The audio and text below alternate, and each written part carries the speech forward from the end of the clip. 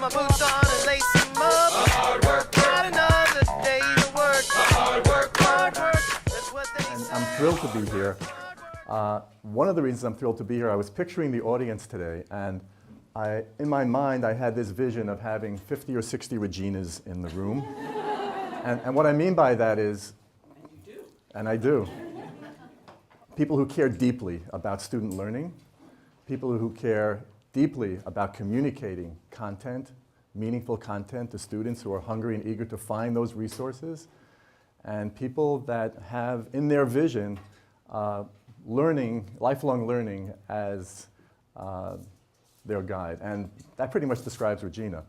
Also, her creativity, her brainstorming, her breadth of knowledge, her depth of knowledge has been an incredible resource in creating the course content that I'm going to tell you about today. So I'm going to, and that's really by way of thanking you for all of your contributions. Let's get going. Yeah, I'm running out of time. So I'm going to tell you three stories today. The first story I'm going to tell you just a little bit about my research, just what I do in the stem cell lab, but only in the context of how it's informed my transformative awakening to becoming a citizen scientist or a scientist citizen, and how that transformation really informed me getting into the undergraduate classroom and sharing my lessons learned about the broader impacts of science, the ethical, legal, political, moral impacts that are highly relevant to the lives of a researcher, but even have greater relevance to the lives of our public citizens. So I'll tell you that story, put that science in context.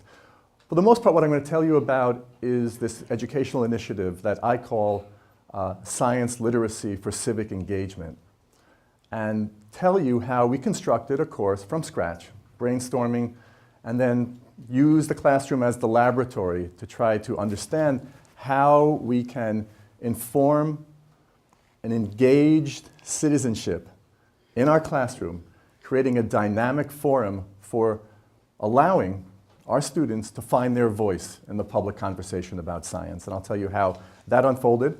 And then the last part of the talk, I want to really share with you some ideas that will stimulate some discussion and engagement in your mind as to what your role is in this very important mission to help students, both students that have interest in the STEM disciplines, but also students that have primarily have interests in the humanities and social sciences, how to engage them through a very personal, reflective learning experience to help them become empowered, to feel empowered to be part of the science conversation.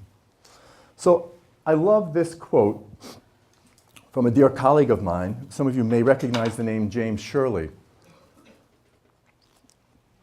James is a stem cell scientist. He's also the man who challenged the Obama administration's liberalization of embryonic stem cell policy and was the plaintiff in a case that actually, as I'll tell you in a few moments, led to the overnight freezing of all funds from the NIH directed for human embryonic stem cell research, including my lab. I always bring him in to teach in our class. And he has a visionary perspective of how scientists need to be communicators. In fact, he put quite a lot of his personal career, a personal life and professional career at stake by taking a stand in this very highly publicized court case.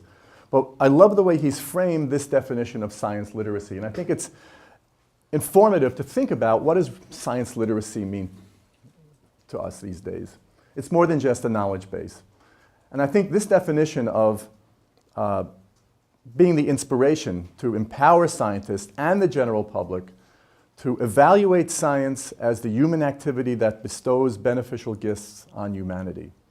And that definition, to me, really is the underpinning of the educational initiatives that we've been involved in, is to have students appreciate that to be part of the science conversation is to appreciate what it means to be human. So I want to view science literacy and science communication through the humanity that it evokes in each of us.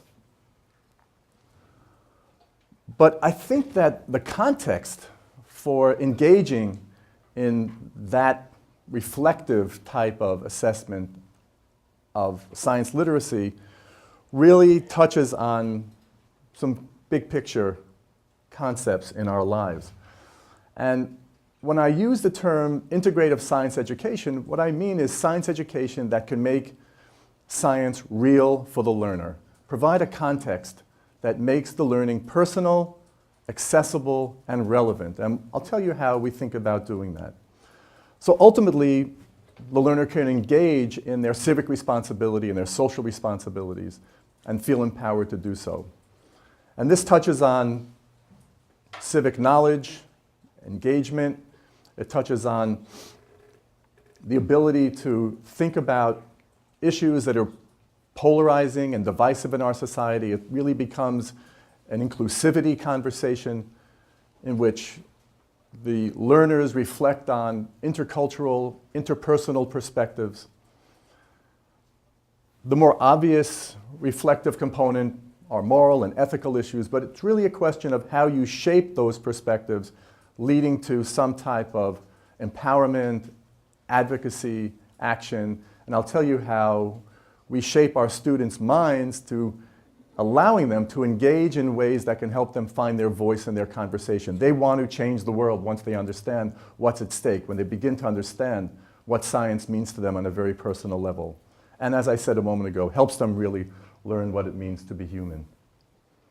So what I'm going to tell you about today is a new educational approach that we've taken for engaging learners in the classroom, freshman college students right out of high school, and help them become aware of their responsibilities to engage in this, what we would call citizen science.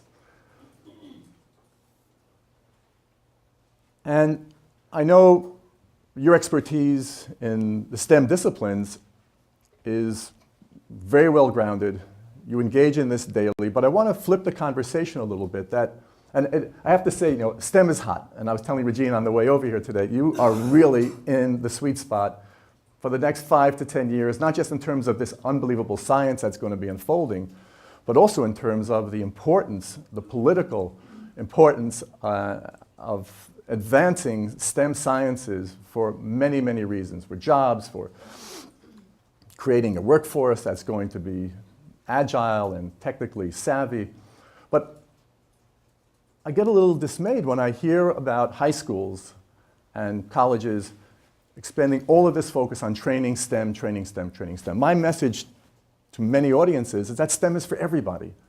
STEM is not just for teaching STEM-oriented students that like to do the robotics. I mean, they're engaged, they're in already, they have already bought into this conversation.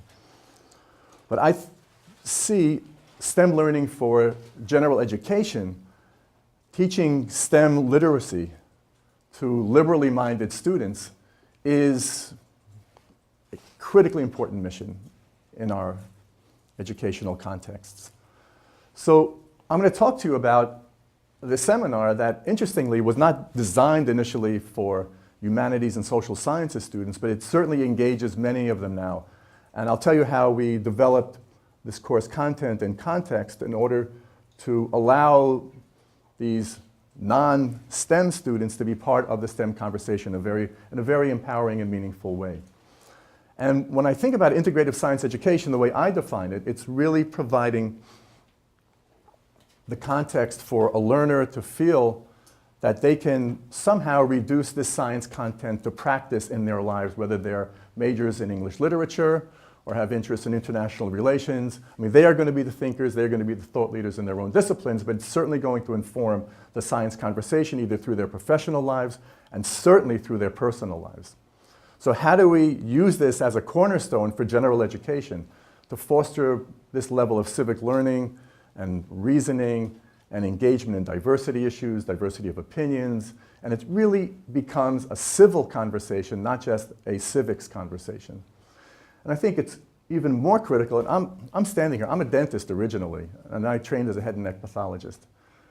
I'm telling many people that the professions need to take a stand because the liberal arts, the humanities are under threat in our universities.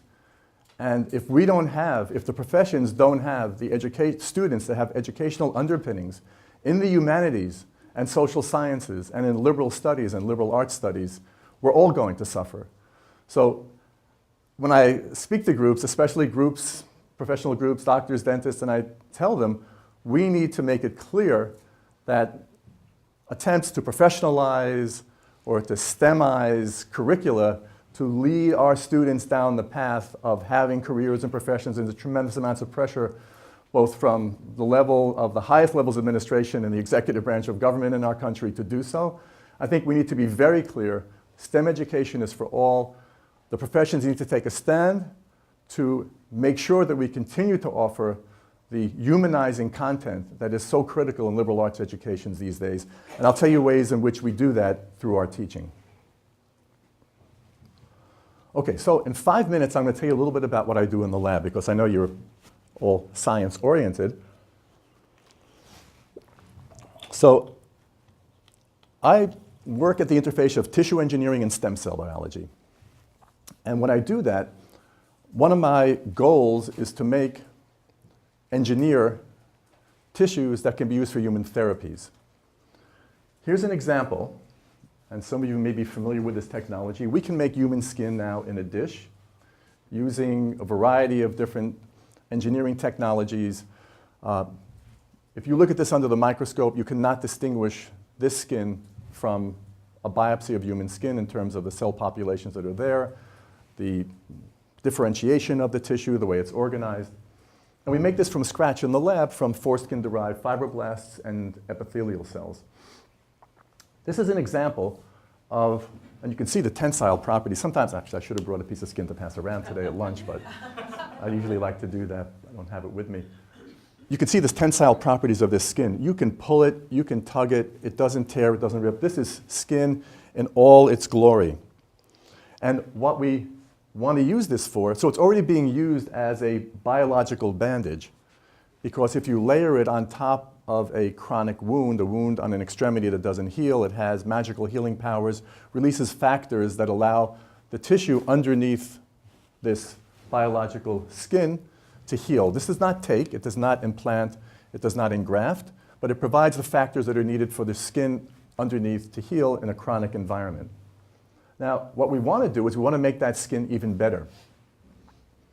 And the stem cell technology we use is something that I'm sure you're familiar with, which is what we call iPSC, which are induced pluripotent stem cells.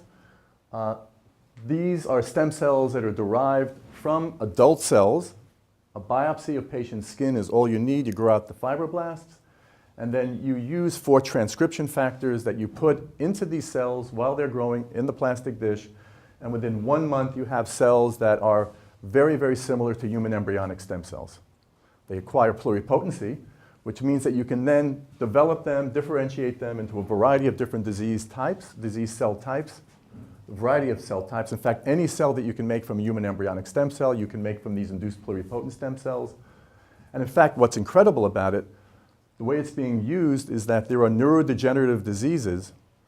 If you take a patient biopsy from their skin, differentiate it, and you reprogram it back to a pluripotent state, and then you differentiate it, for example, into a nerve cell, you can actually see this nerve cell acquire the properties of ALS or the properties of a variety of neurodegenerative conditions in the dish.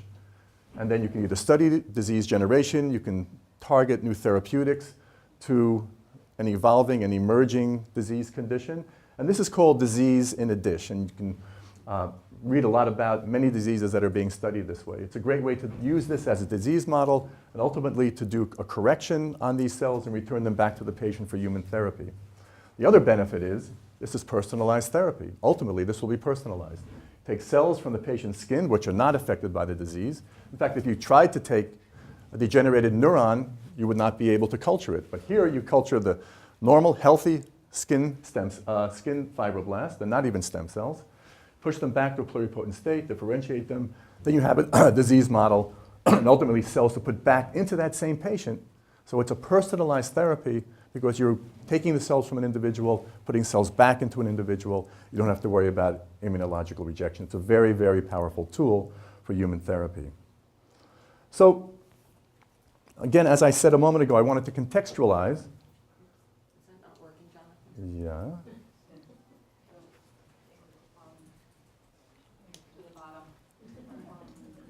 Hmm? Let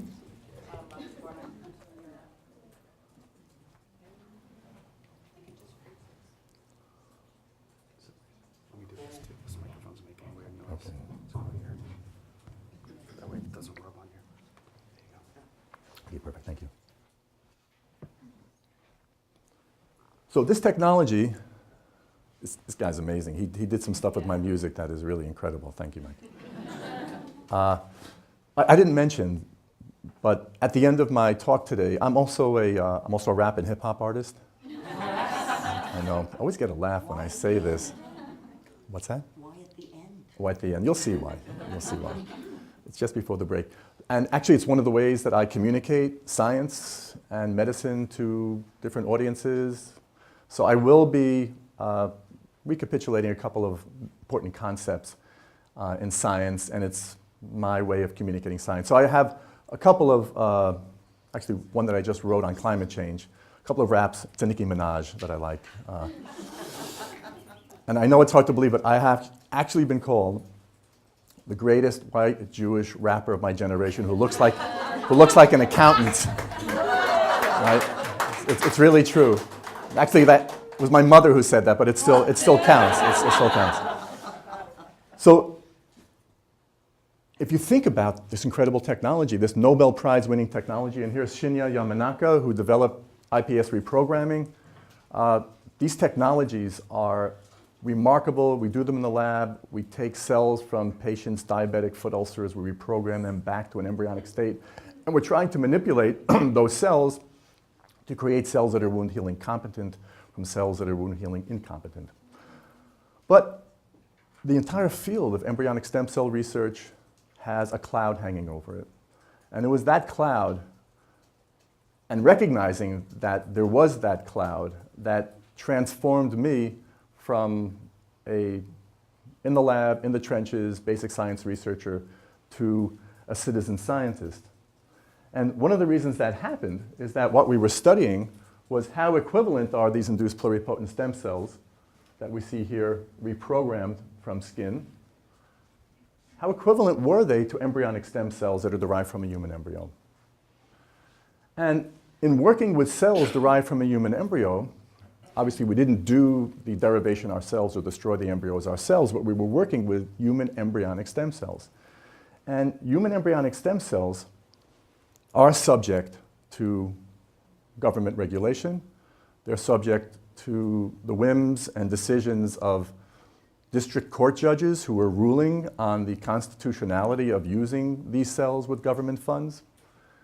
And in August of 2010, I got to work and I had a message waiting for me on my voicemail from a Boston Globe journalist, Karen Weintraub, who wanted to know what I thought about the ruling of the district court judge of the District of Columbia saying that I could no longer use NIH funds for doing my embryonic stem cell research. And I'm glad she left the voicemail because I had some time to actually wonder what was going on. I was completely blindsided. I had no idea that there was even such a court case, that my research using human embryonic stem cells was even vulnerable. And it was an awakening to me. And this injunction, which prevented me from continuing my line of research using human embryonic stem cells, made me stop and think and say to myself, if I'm not aware of this, and I'm working with this stuff every day, then I'm sure there are many other constituencies that are not aware of this either. And I decided I had to get into the classroom to start teaching others about the broader impacts of science through the lens of whatever my investment is as a scientist, clearly, but to allow others to also engage deeply and think about what this broader context of science means to them. So I started to formulate some ideas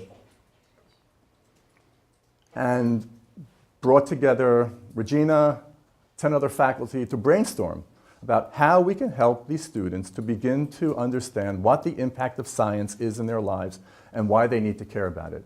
That's actually the first question we asked them when we all sit around the table, the very first class. We asked our students that question: what's the impact of science in your life and why should you care? And it's amazing, amazing what they come up with.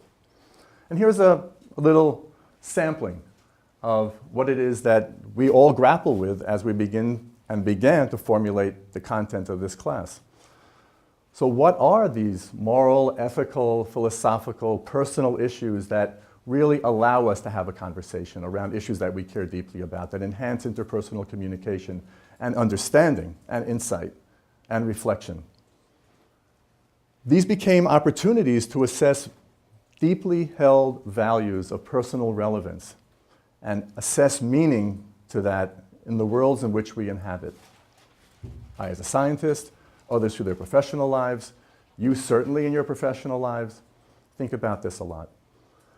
And the other point that was quite profound was that as we started to teach, we realized that there's so much uncertainty built into science. When does life begin? What's a person? What are the traits of personhood? And that's just one little area about the human fetus or human embryos. There are so many other areas of uncertainty built into science. You know, how do students, how do the public, how do we all grapple with these gray areas? How do we deal with this uncertainty? And what evolved in the class was incredible. As students began to grapple with these gray areas, they realized there was no right or wrong answer. There was no black or white. And they began to respect and embrace a spectrum of beliefs and values that were quite distant from their own. It really became a diversity and inclusivity conversation. So dealing with these gray areas became very profound. And I think reshaped the way I view my role as a scientist in society. And this is a little bullseye that I put together after I thought a bit about who I had become through this epiphany of understanding that science extended beyond the walls of my laboratory. Clearly, the epicenter was still me, the scientist involved in discovery. But there were these other worlds that I had not thought about and hadn't deeply engaged in that became very central to the way we began to frame the learning experiences that we wanted our students to have.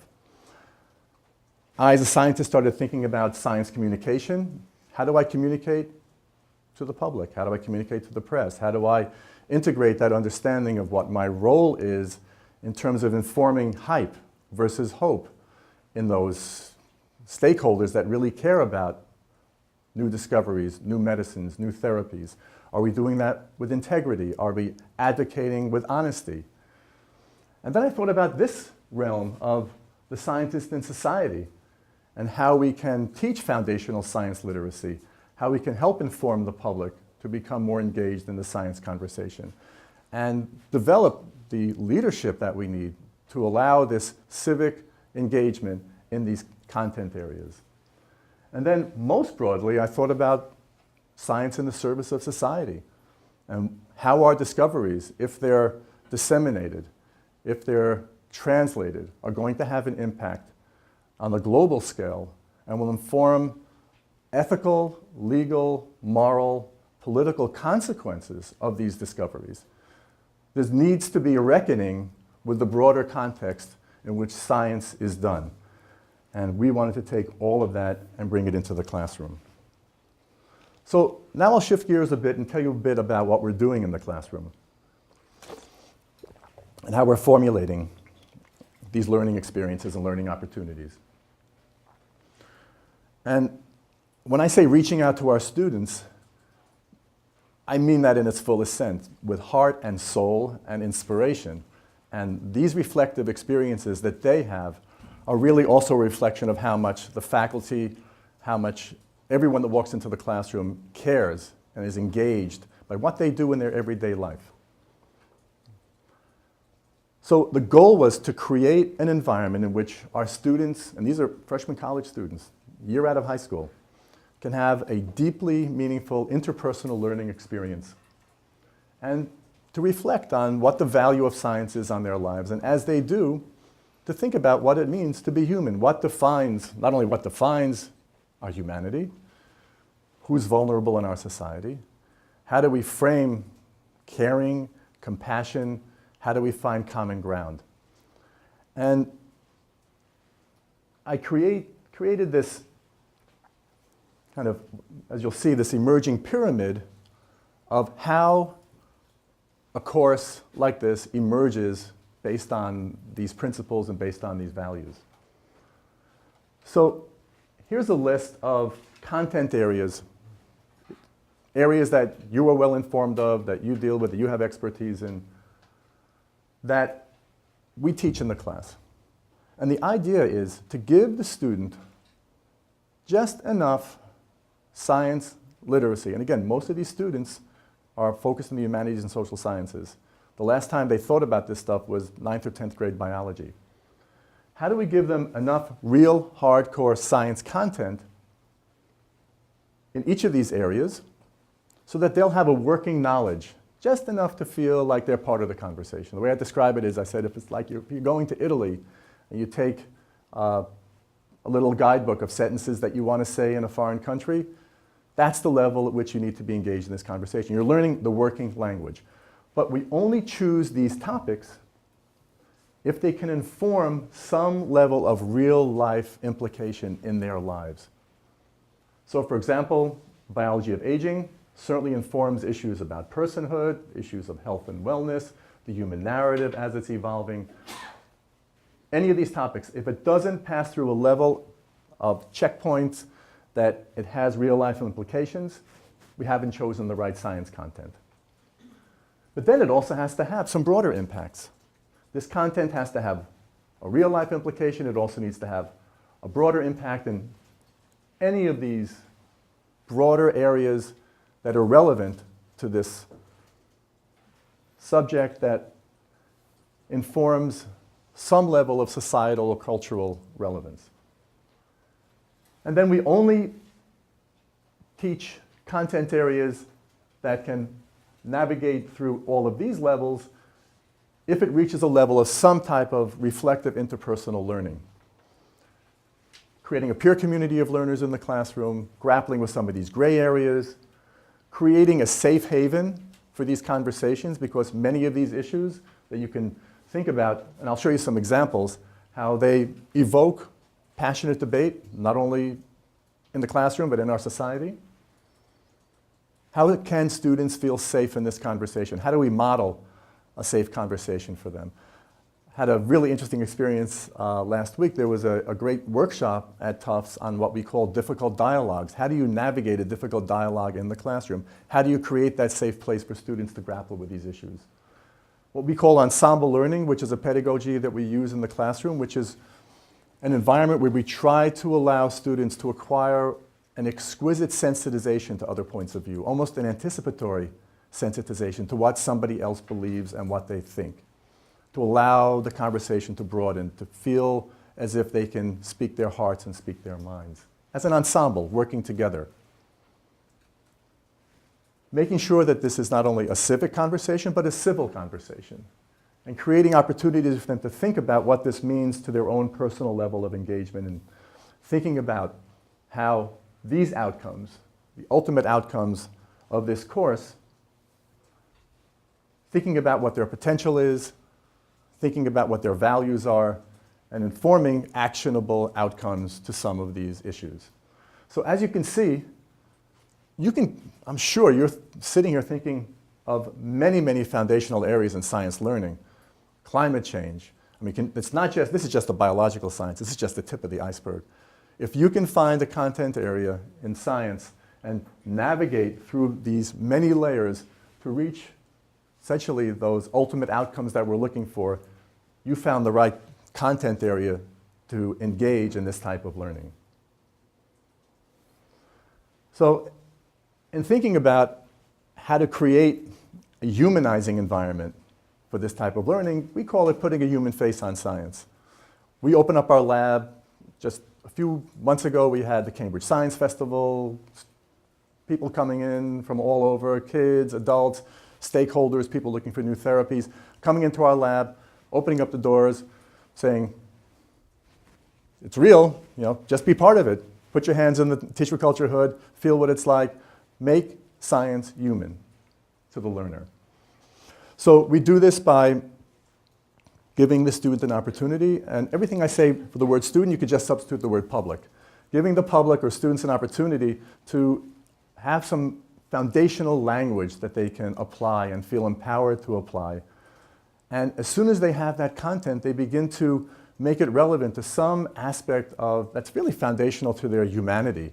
And in the classroom, we can do that. Are there constructs in science and medicine that can be linked and can help explain other constructs that are more humanizing, cultural aspects, issues of personhood, issues of altruism? And then how do you make it real, integrate this content through this collaborative learning, through an opportunity to share something deep and meaningful with other people in your peer group? And creating this level of reflection, which we do using some online blog tools, allow them to share conversations both before and after class so they can keep the conversation going. How do we evoke something that's long-lasting and indelible in their minds? So the course that we developed is called Science and the Human Experience. And you see a partial list of faculty that are engaged in teaching this course.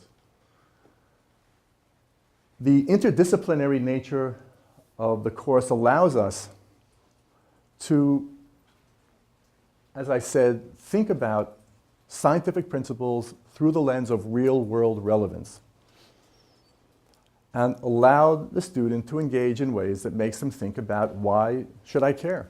Why is this meaningful to me? How does this inform my choices? How does this inform choices that I make as a young adult? How will it inform choices that my family is making? And as I'll explain in a few minutes, we help them find a way to capture that unique voice in that science conversation and to advocate for things that they believe in and hope to change in the world. And it's that dynamic that also models this inclusive conversation that we hope when they find their place in the world, they'll be able to continue to engage in an insightful but civil conversation, a respectful dialogue about these issues that seem to be so polarizing in our society. So we roll up our sleeves, and in the classroom, we provide foundational science literacy. Just enough, we can teach genomics in a half-an-hour lecture, just enough so they understand DNA structure and have an idea of how they can think about what the interpretation of their genomic sequence might be. And to bring a humanities student or a social sciences student back into that conversation is very, very rewarding. And we do that through this very dynamic, interactive, personal learning environment. And we also do it through this team-based learning in which students think about how they communicate with each other, how they can write about what they care about, and ultimately formulate ideas about advocating for these big picture issues. So I'll give you a couple of examples of what this actually looks like in the classroom. This is just a general overview. What's interesting is we always have some STEM kids in the class, and it's really important for the conversation. They're the ones that the other students in the class look to as their science experts. They're the ones that have to acquire a language that allows them to simplify and articulate an understanding of their science and explain it to others that don't have that scientific background. So it's a great opportunity for them to exercise science communication to others who don't have the scientific background that they do. And we look at these perspectives that make it real, that evoke uncertainty. And you can see how this happens through one of the units of our course. And this is a unit that we call the Trajectory and Value of Human Life. Each of these arrows is another lecture, is another content area. But if you look at the spectrum and go around as a cycle, we start with a 4-day-old embryo, ask questions about when life begins, what the value of that embryo is. Should we sacrifice that embryo to derive human embryonic stem cells for potential therapies, or should we not violate that potential life? How do we define what these traits of personhood are? How do we think about the fetal environment? What are some of the broader impacts on the fetus in that uterine environment? We have a great lecture from a faculty member from the School of Veterinary Medicine who is a veterinary radiologist, and she sends them a video, and in the video are 3 linked videos, one of a dog in utero at 5 days old, at 25 days old, and at 45 days old. And we just ask the students to reflect on what they see, and what happens is they begin to discern in their own minds when life begins or when that dog begins to look like something familiar. At first it's just a little blur that they perceive, and they begin to think about the embryo and then eventually the human embryo and fetus in a very different way after they have the opportunity to reflect on that. So we just kind of open up their minds and allow them to explore their values and who they are.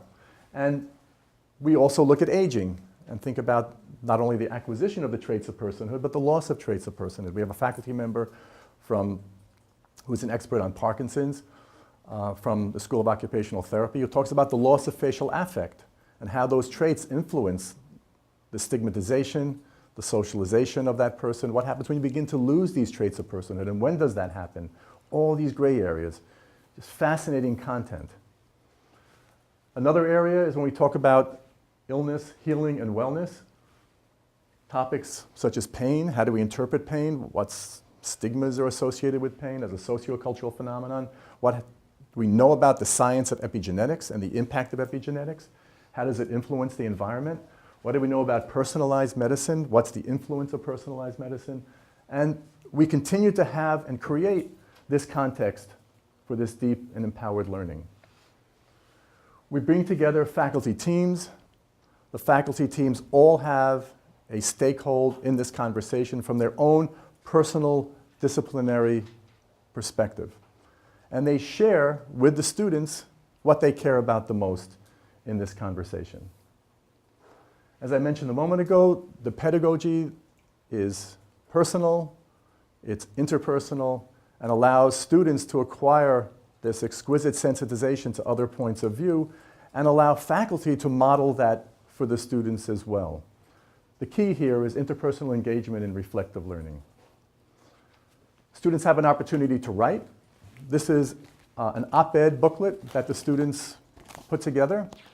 And the writing assignment for the semester is how to write an op-ed. So here's an example of one of the students' op-eds, The States of Science Education, the Need for Centralized Education Reform. We open it up for them. We just give them the guidelines, how to make it personal, how to make it authoritative, how to make a balanced argument in the context of writing something that they want to advocate for, feel deeply about, and want to share with the public. Yes? You have 6 minutes left. Great, thank you. So this is, and I can show this to you a little bit later, this is how we share what they care about with the world. And they really do discover ways to find value and find meaning in their lives, in the classroom, in this context. So we have some outcomes of what they experience, but I just thought I'd leave you with a few of their messages. Some of them say that science is accessible. They no longer see themselves just as a humanities person. It helps them find their voice. They discover emotions and attitudes and biases and opinions and preferences just by looking at the impact of science in their life. They feel that science is relevant. These are direct quotes from students in their assessments. I love this one. Science used to feel so hard and fast, unchanging and solid, but now it feels like water, moving, changing to shape itself to new environments, slipping through the cracks, impossible to know through and through. And personal. Students say, now I get it. I see why this is important to me. My personal beliefs have changed, and not only that, but I'm willing to embrace a spectrum of values and beliefs that other people can share with me. So,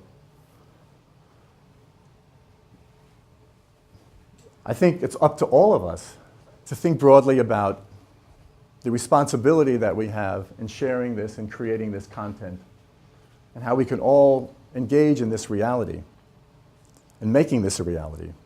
So I think when I reflect on what we can do together as informed by my work with Regina, We can certainly assist faculty in creating course content, finding literature. But what I found incredibly helpful was having someone like Regina embedded in the course. She's there for every class. She weighs in on every topic. She helps the students find, manage, curate content that they need for their op-eds and for their thinking. And this is like jazz. A course like this is like jazz because it's improv. As we go, if there's a topic that all of a sudden 3 genome babies is in the news, we find the expert, somebody comes and talks about that. Regina says, okay, here's a couple of articles. You can read this. It's in the papers. You don't have to look very far for it, but here's how to find it. All of this that I learned from Regina about best practices in research data management is part of this. How do we share this with the students? How do we inform this so they understand that this information is coming from somewhere? Science is like water. It is elusive. How do we know what we know? I can tell you the scientific process from what I do in the lab, there's a lot of uncertainty built in. So how do we at least take that information that we have and share that with young learners who want to know where this information is coming from? And to integrate all of you into these teaching teams to help build these constructs and to make it relevant for our students. So clearly what you're doing here today, science boot camps, STEM librarians are part of this conversation. They have an important contribution to make. You're in a position to very effectively communicate with these students as they develop their ideas, but not only to point them to content, but actually to share your values and what you care about and why you care about the things that you care about. And how can we take this interdisciplinary content, connect the humanities and the social sciences, and create a STEM literate public that's able to communicate effectively. So in closing, we need a science literate public now more than ever that can inform the way people engage in citizenship issues that are related to science, to advocate not just for the science education, but actually to advocate for the value of a liberal education that's going to shape thinking broadly across science content, and to think about what our responsibilities are in doing so, both in terms of informing the conversation, empowering those who need to be part of the conversation, and enriching. I can promise you it will enrich your own worldview and perspective. So as promised, this is an article about me that was in the Times not too long ago. But I'm going to shift gears a little bit and just give you an example of how we can each creatively engage in the science conversation in new and engaging ways. And I think it's fair to say that I find my voice through rap and hip hop. Here's a little Nicki Minaj tune. Some of you may know the tune Sound the Alarm. Nicki Minaj, some of you are shaking your heads. So here's a little tune about climate change and its impact in our lives. Let's see if I can get this up and running. Oh. I got some information you should know. I'm giving climate wake-up call. You know the planet's hotter and hotter, sexy and hotter, time's running. I lost my mind. Yo, I'm on a mission to stop all emissions. Let's make a decision to halt malnutrition. High seas disease, feeling unease. It's getting too hot, please, no more degrees. Vexing, what can we do? The world needs you, come to the rescue. Like Obama said in the State of the States, it's time to act before it's too late. Bottle, sip, bottle, guzzle. Get the word out, no muzzle. Think, bottle, sip, bottle, guzzle. High and dry with nothing to drink. Warming makes me high.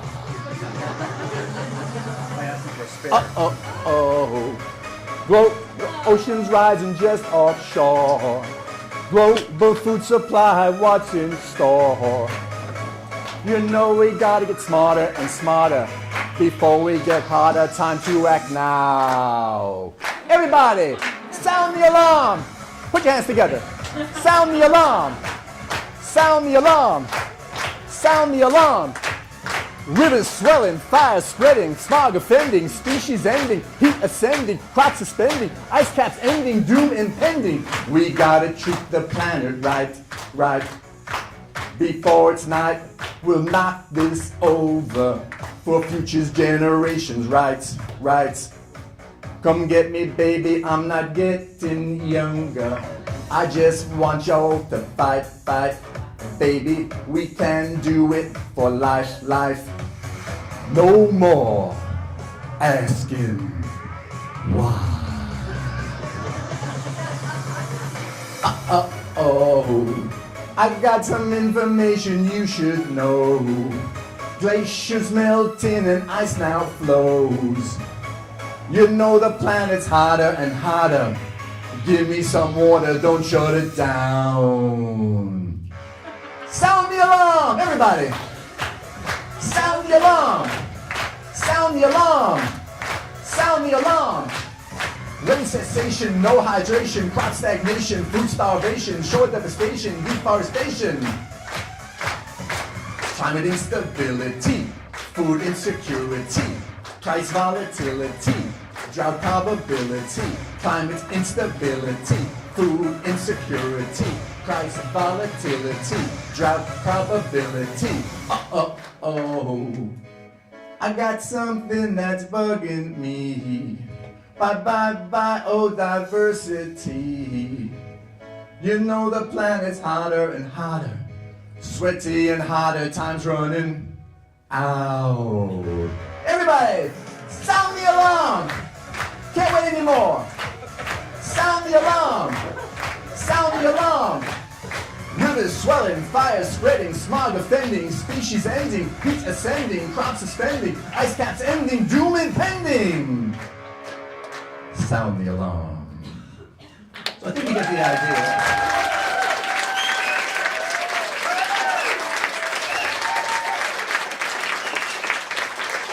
So that's a great one. Okay. There are other what I call public service messages. I just actually wrote a rap about 3 middle-aged men getting colonoscopies that we hope to actually have online in the not-too-distant future. So the key is find your voice in the conversation in any way. Dance it, say it, sing it, write it, play it, and hopefully we can change the world. Thank you very much.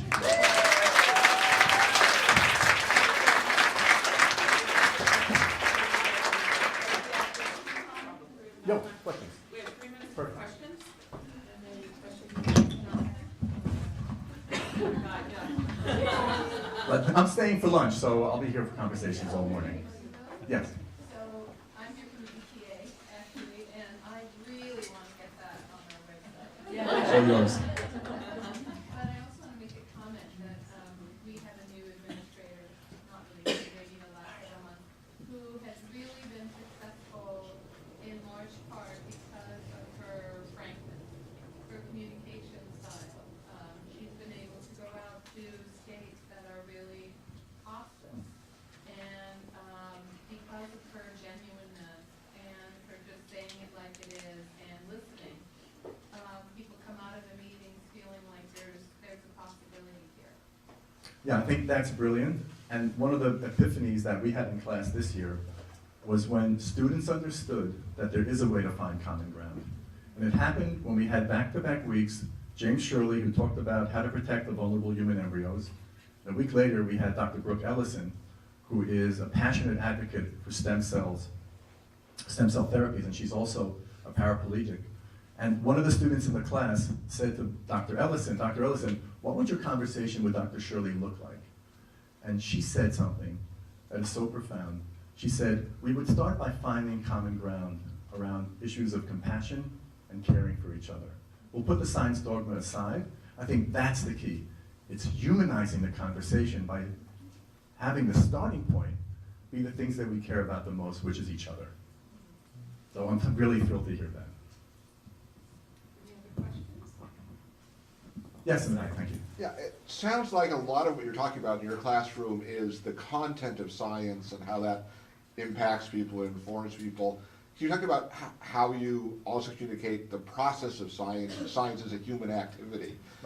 Right. So that's a great question. How do we know what we know? That's another class entirely. And something that we would love to do, because that emerges, that bubbles from the depths. And students begin to say, so how do we engage in a conversation about uncertainty if we don't even know what's certain and how knowledge is created? So I think that's a fantastic point, and definitely a topic that I will be very much dependent on Regina and all of you to help with, is understanding the process. I know from my own experience in my lab, I'm much less certain now about the actual results in my lab than I was 10 or 15 years ago, in terms of things we can't see. We do a Western blot, we do a Southern blot. You know, we're interpreting something from, really, from the air. So I think it's really important, and I bring the students down to my lab, so they have a little bit of a lab field trip. I throw them in the hood, into a tissue culture hood, and teach them one thing, sterile technique. They get 5 minutes to learn that.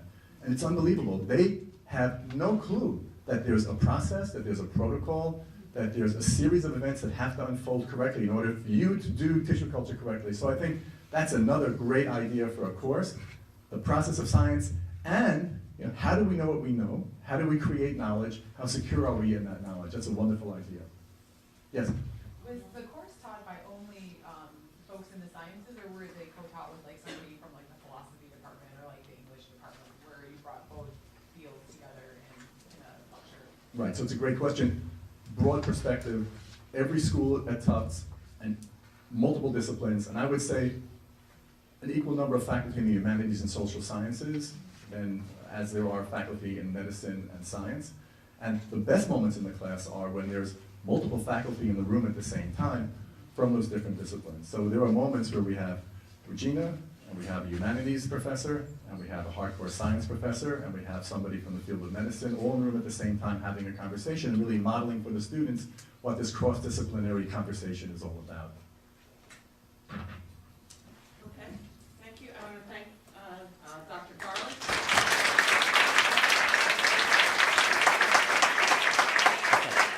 Thank you, Matt. Thank you, Matt. Yeah, so I really look forward to having as many conversations this morning with you as possible. So thank you so much for your attention and for your great questions and great work. Okay, we have a 10-minute break, so this is going to be a fast break.